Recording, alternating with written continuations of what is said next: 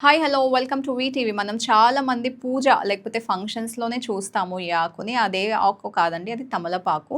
కానీ ఇది just tradition మాత్రమే కాదు. ఇందులో చాలా హెల్త్ బెనిఫిట్స్ ఉన్నాయి. హెల్త్‌కి కూడా చాలా మంచిది. ముందుగా మన డైజెషన్‌ని బాగా ఇంప్రూవ్ చేస్తుంది. మనం మీల్స్ తర్వాత ఒక చిన్న పీస్ ఆఫ్ తమలపాకు తింటే గనక మనకి గ్యాస్, బ్లోటింగ్ ప్రాబ్లమ్స్ ఉంటే తగ్గుతాయి. అండ్ సెకండ్‌లీ మన మౌత్ అనేది ఫ్రెష్‌గా ఉంటుంది.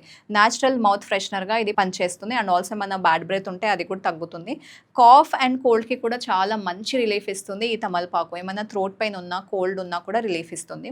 అండ్ వుండ్ హీలింగ్ అంటే ఏమన్నా చిన్న చిన్న కట్స్ అయిన దానికి ఇన్సెక్ట్ బైట్స్ కానివ్వండి, ఏమన్నా ఉంటే దాన్ని ఇన్ఫెక్షన్ పెంచకుండా ఆపుతూ ఉంటుంది ఈ తమలపాకు. ఆల్సో బ్లడ్ షుగర్ కంట్రోల్‌లో హెల్ప్ చేస్తుంది.